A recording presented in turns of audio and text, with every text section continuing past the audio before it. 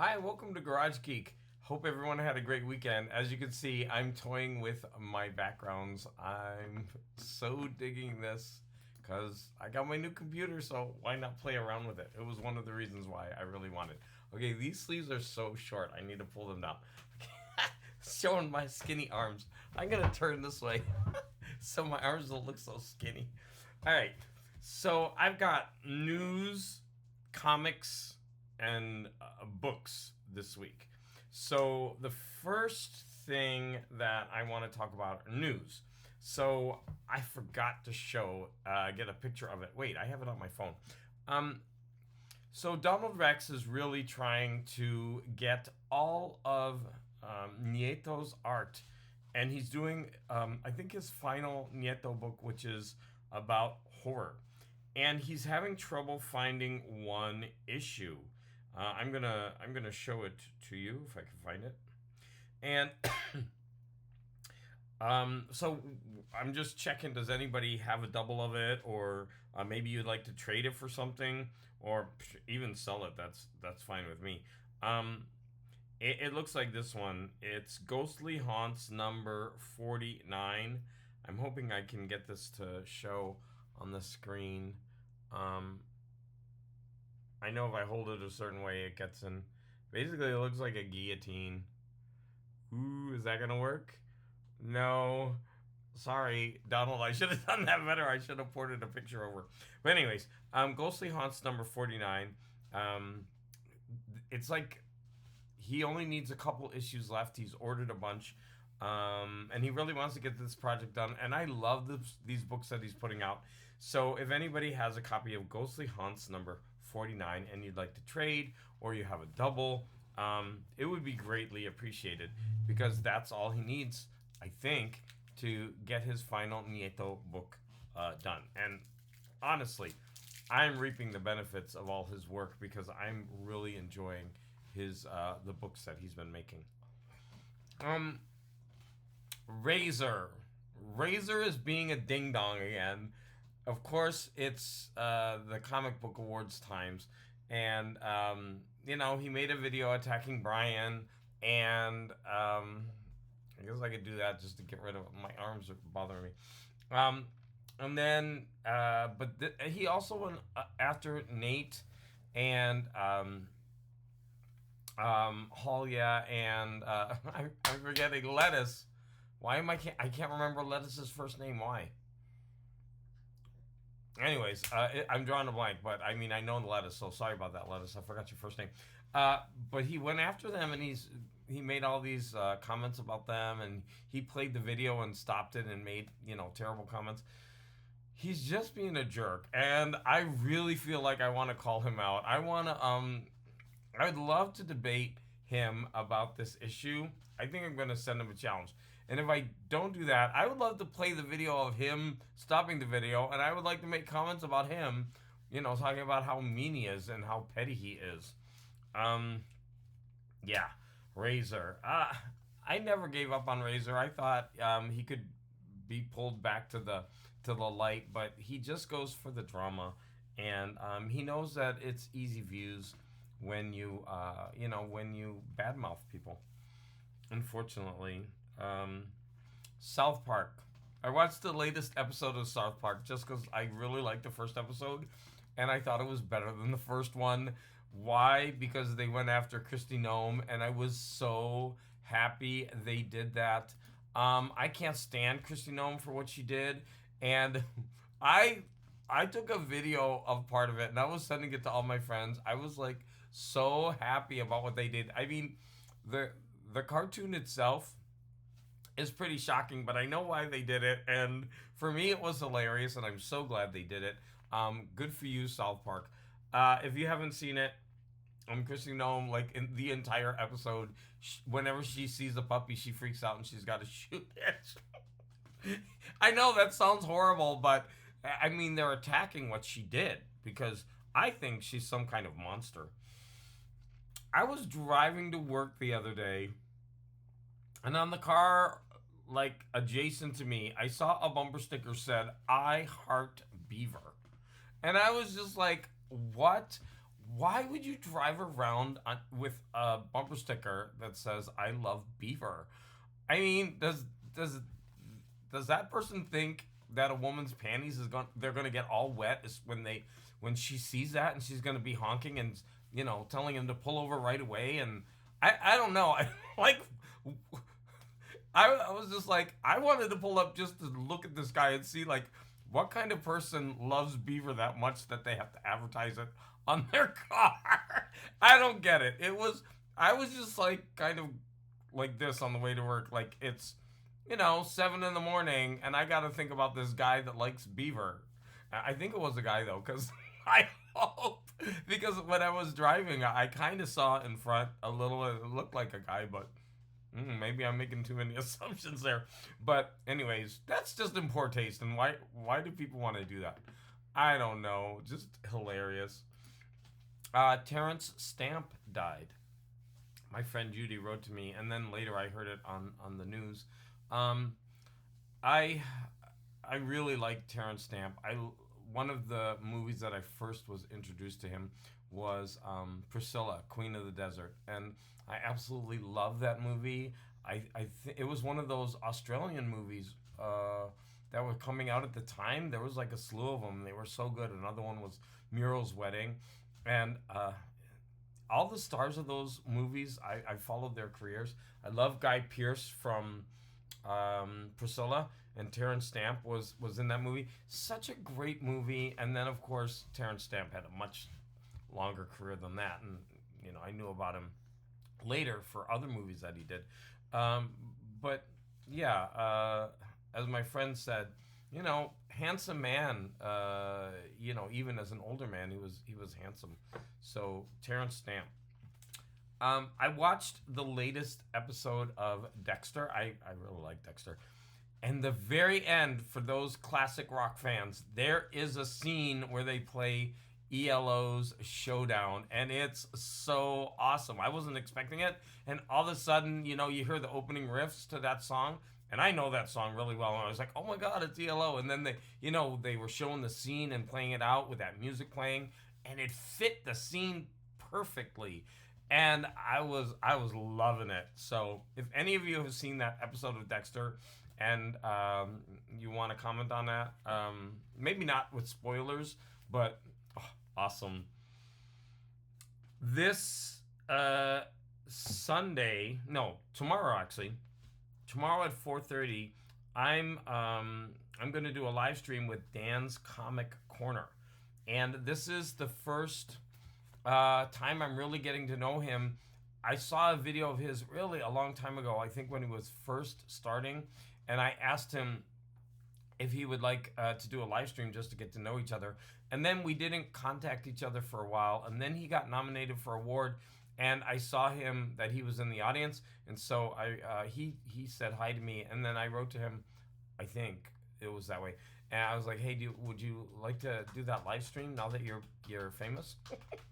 And so he's going to be live streaming with me on tomorrow, and it's so weird because he's in Atlantic time and I'm in the United States and we don't have an Atlantic time. I'm like, what is that? I had to like research it. I mean, I know where the Atlantic Ocean is, but I didn't know what Atlantic time was, and so I researched it, and it turns out that he's in Canada, Nova Scotia, so he's one time zone over from where the United States ends on the East Coast. He's one more over, and so he's 4 hours different from me. So I just thought that was really really neat. Two things that I want to talk about. Son of Crom has he's been selling some of his stuff on eBay, and so he sent me a note. Hey, are you interested in any of these things? And so I always just go on and I bid on everything just to get the bidding started. And I almost always get outbid, and sometimes I'm a little bit of a devil. I'll think of what my max is, and I'll go just a little bit more, and I'll keep bidding it up, and I almost always get outbid. So I bid for something. He did like 8 or 10 different lots, not lots, just items, and I bid on them all. And then I just bid for this thing that I'm going to show you. I think I bid once and then forgot about it. And I ended up winning it. I was like, I got it in the mail. I was like, oh, what? It's the strangest thing. So I have this Batman and Robin. I was not expecting to win. I don't even know what these are. I don't know if they're original prints or they're just like postcards. I have no idea. But I won these and they're so cute. I mean, look at Batman and Robin. So I was tickled pink. I gotta find somewhere to put that. That's really funny. So I was like an unwitting winner for that one. Then this is, I was talking last time about people. Everyone's so generous, and my friend Doug, who's also in Iowa, he got me in trouble because my other friend lives in Iowa, and he held up a little like a postcard or something. No, like a card, a business card of a company, and it had the shape of Iowa on it, and I thought it was Tennessee for some reason, and then. And he started going off on me because you don't know what Iowa looks like. And then my friend who lives in Iowa, she's like, I can't believe you don't know it. I'm like, oh my God, calm down. I was on a live stream. It was spur of the moment. It looked like Tennessee. But anyways, he forgave me. And, I've got the addresses on here. So he sent me a box. And I was like, what is this? So it was just waiting for me when I got home. And inside it, he wrote a letter that's saying, during COVID, he had bought this box of puzzles. It's not showing. Oh my God! Well, let me turn it off so you can see it. I don't even know how to turn the background off. Quickly. Oh, here it is. I think I do it like that. Oh yeah, you get to see my my background. So it was a box like this, and I was just like. He was like, yeah, I bought it during COVID. The original puzzle box wasn't there, but he said all the bags are there. And what's really interesting is this is not a style that I would normally buy. And that's what makes it really interesting because there's all these puzzles of all different sizes. The 750, 300, 500, and 1,000. But what's really nice is I've been finding that I've been doing all 1,000 piece puzzles and I'm getting a little bit fatigued because the puzzles that I've been picking are really difficult. And so I can use these 500 and 300 piece puzzles as kind of an in-between and, still film them and put them up on my channel and then go back to working on 1,000. And so this actually came at the perfect time because I was experiencing that puzzle fatigue. Puzzle fatigue. It's real, y'all. Puzzle fatigue. Say that fast 5 times. Puzzle fatigue. So, Doug, I really, really want to thank you for that. And let me show these just in case. So, Son of Crom. Even though I won these, I still think they're so cute, and I'm glad that I have them. One of them's thicker than the other. I wonder why that is. This one's thicker. This one's thin. I don't know. Through the thick and thin of it. I also want to say, finally, I'm still in my news category. Wait, I want to put my backgrounds back on. Oh wait, I dropped Batman. We can't do that. Hold on, he's on the floor. Oh wait, now I don't know how to put the background back on. I think you click it like this or you click it like this. Oh, there we go. This is a picture. Wait, you get to see it all because I'm going down. Garage Geek is going down. So, Mr. E, I just had him, he was live with me, I think last week. And he went on vacation. And this is a picture he sent me. And I was like, dude, I'm so jealous. Can I get it over here? Yeah. I'm so jealous. Like, look at that. I want to be there. What's the matter, honey? Come here. Oh, my dog is panting. She wants to be on screen. You want to be on screen? Come here. You want to be on screen, honey? Just lay down in my lap. Yeah? Okay. So I think this was taken in Florida. And I was just like, wow, that's so beautiful. When I saw it, it's really hot in LA. And even my dogs, they're like, we're in AC and she's still panting. Oh, you can't do that on screen. And she just wants me to pet her. Okay, so I'm gonna keep going. with my show because I'm getting what do you call distracted. Okay, um, books. I have to show them on the iPad, honey. You're in the way. Hold on, let me show my books. Um, Here we go. So the first book I started, I really, really wanted it finished for today, was Critical Threshold by Brian Stableford. But as you can see, I didn't get very far. I loved it, but every night I've been coming home and man, I'm just so tired. I start reading, and about 10 minutes later, I can't keep my eyes open. It's not because the book is bad. It's just I'm tired. And this is the second book in this series where it's very much like Star Trek. There have been colonies that have been put out in this area, and they're going to check up on them. And this is the second voyage. They went to one planet in the first book, and in this book they went to another one, and they get there, and almost all the colonists there are dead. There's a wall around the city. The world is almost all forest, and the people who are remaining, it's like 1/10 or 1/5 of all the people. They're all kind of they've kind of devolved. They're like their clothes are all ratty. They don't build anything. Their minds are pretty much gone. They speak, but it's all gibberish that comes out, and they don't understand what happened and why, and they're investigating because they're only there to check and then keep going, and they can't take everyone with them. So they have to, when they're there, they've got to try to solve the problem.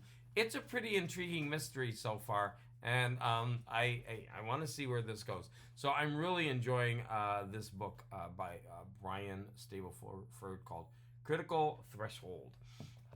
The next book that I'm going to talk about is Strangers on a Train. Now, Strangers on a Train is, I think, the first published book by Patricia Highsmith. And I read that graphic novel about her, and I had decided that I would like to listen to her books. And I'm so glad I did because this book is way different than the movie. So I think Hitchcock really changed it. Now, I haven't seen this movie in years, but it seems like he really changed it. I'm using my computer. I'm just kind of scared I'm not filming. It looks like, I don't know. I don't know if there's no sound or what. So, I don't know. I would hate to film this for an hour and then nothing. That's the one bad thing, because I know when I film with my phone, I know everything that's going on. But when I'm doing it on the computer, it's kind of new. And yeah, wouldn't that suck to like film the whole thing and then there's like no sound? And that would, I've heard so many people talking about that before. And yeah, that would just suck. The next one that I read was number 3 in the Nancy Drew. Okay, that's not showing up. It's too bright. I guess I'm gonna have to turn off the background. But I think even turning off the background isn't gonna work. I mean, it's just a really bright photo. It's called there we go. The Bungalow Mystery, and it's number 3. Now the funny thing is, I started with number 2 and I read number 3, and now I got number 1 in my queue. So I'm kind of like leapfrogging. I don't think it really matters, but I am really enjoying these. It's surprising how much I'm enjoying these Nancy Drew books. Of course, they're for kids, but I'm digging them. And so far, I've only read 2 of them, so they haven't gotten old yet. What is this one about? Typical things. There's this girl who is going to stay with her the people. What do you call them? I don't know. They're like surrogate parents, adoptive parents, something like that. But they're as soon as they get there, they start trying to take all her jewels and treating her mean and locking her in. And she gets out of the house somehow, and she gets to Nancy, and they start investigating what's going on. Blah blah blah blah blah. All right, so that is the Bungalow Mystery. Enjoyed it. Next, The South by Tash Aw. Now, I believe this is one of the books, The South. It's not coming in. The South. The South is fading away. But up there it says The South. This is, I believe, nominated for the International Booker, maybe.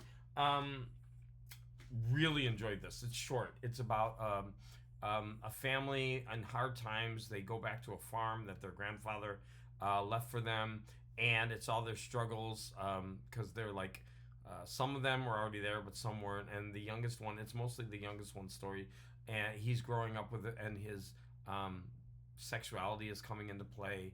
It was really well done. I really like this. This is like getting a slice of life into a life, that you don't know much about, and you can really kind of experience that, just being in someone else's shoes in a different part of the world. And they're because they're Chinese where they live, they're also put down. I don't know. I didn't know exactly why. If it was because of their skin or because of their race, or was it just because they were Chinese? I didn't really understand that, but I just knew that they were lower in the society where they were, because people kept making fun of them and doing all that. Is it okay for you to go down now? Yeah. If you want me to pick you back up, I will. All right. After The South, I read or listened to the Stars, the autobiography of George Takei, Star Trek's Mr. Sulu. Now, as I've read and listened to like a bunch of things, the comics by him, other books, his life is just fascinating because he grew up in, and he didn't grow up in. He and his family, he went to an internment camp at a young age, and he always writes about that experience. And then he went into acting, and then he went into politics, and gay rights activist. And his story just kind of really fascinates me. It resonates with me in so many ways. And I didn't realize this, but this is an abridged version. Because as I was listening to it, I was like, oh, this is all familiar.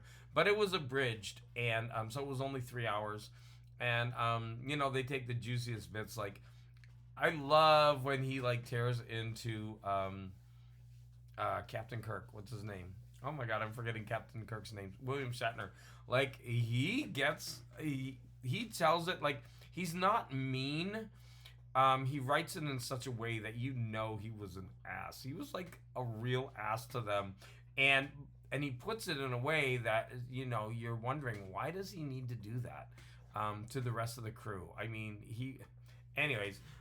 it's fun. It's like really catty, and I enjoyed it. But I also really like the early parts where they're talking about the internment camps. Like, I visited 3, I think, of the 5 where they have national sites in the U.S. And so I'm just watching my ear, the other ear, go in and out for this. Like, sometimes I have an ear, sometimes I don't, like there.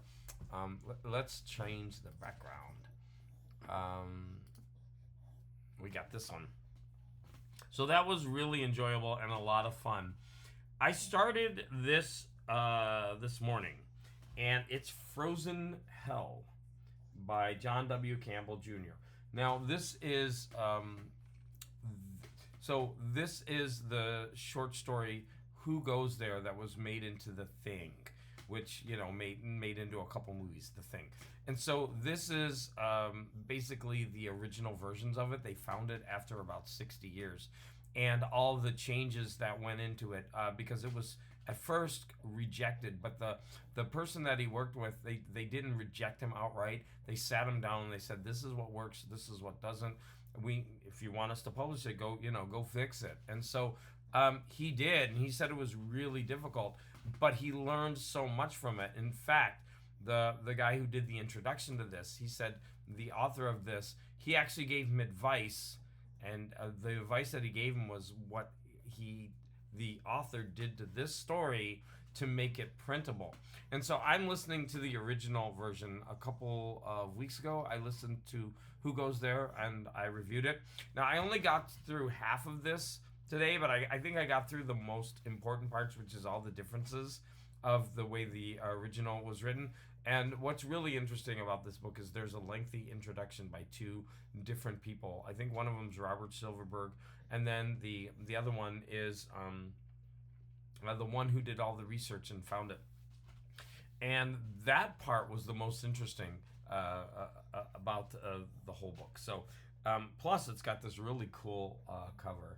So yeah, I mean I'll finish it very soon, but I did enjoy it for more for the introduction than for the actual book. All right, what do we have left? We have comics. So I didn't read a lot of comics, but I started Black Hammer. And so I think I only read the first issue. I think we're gonna turn off the background because it might be better without a background to show the comics. And so let's see. Oh no, it's about the same. So there's the cover, the first issue cover of Black Hammer. Now I didn't really know what Black Hammer was about. So somehow everybody that's involved with the Black Hammer, they were put into bodies and they're kind of stuck there. And it was done as a sacrifice. At the very beginning, they are coming together to pay homage to a sacrifice the person made to save them all, but they're all stuck this way. And some of them, for example, this is a 9-year-old, and it's actually an adult stuck in that body. And so it's so far it's pretty interesting. Now Jeff Lemire's art, for me, is hit and miss. It's very strange at times, but it's also very beautiful at times. So they're all on this farm, and you could see this opening picture. I can't get that to be right. This opening picture is actually really pretty. I mean, look at the art there.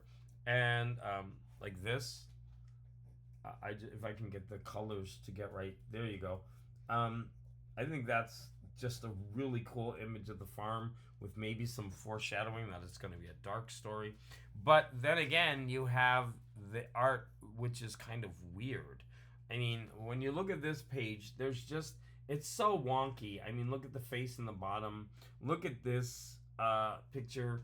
Yeah, so like I said, Jeff Lemire's art, I think it's Jeff Lemire who's doing the art. It's just always hit or miss. Like those fields, those were beautiful, but when he's drawing people, it's kind of off. Here's one where it really works. So it's got this like Kirby-esque type feel to it when they go into the past and talk about the heroes before they were changed. And this is a panel that spreads over 2 panels, and I just thought that was really, really cool. But you don't have any close-ups of faces in there. All right, another comic that I kept reading was Junkyard Joe, and this is really good. I'm just really enjoying this a lot. The art is, I think it's by Gary Frank. The art in this is a lot of fun. It's a robot that has been decommissioned for since World War II, and there's he saves the life of one guy. And the one guy wakes up in a hospital and he's not sure if Joe was real or not, but he starts a comic strip all about Junkyard Joe, and that's how when the robot wakes up and gets away, he finds him. But the people that own Junkyard Joe, they send out a squad to go get him, and that's what is kind of going on in the story. But the art and the storytelling make it compelling. It's a really good story.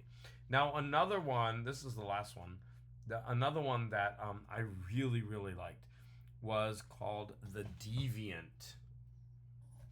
And I only got part 1, and as soon as I was done with part 1, I frantically went on my comic library where I get my comics, and I was like, oh, they better have it. And at first I couldn't find it, and then boom, they had it. I liked it so much. So it is about a guy or a serial killer who kills people at Christmas and wraps them up in Christmas tree lights, and he puts like light bulbs in their eyes and stuff like that. And then most of the story is about look at this. It's about in the present day, there's a guy in jail for he is convicted, but he says that he's innocent, and he's gay. And this cop was brutally assaulted by the serial killer, and he's really anti-gay, and I mean, he went through so much trauma with this. Look at that. The chapter breaks are really cool.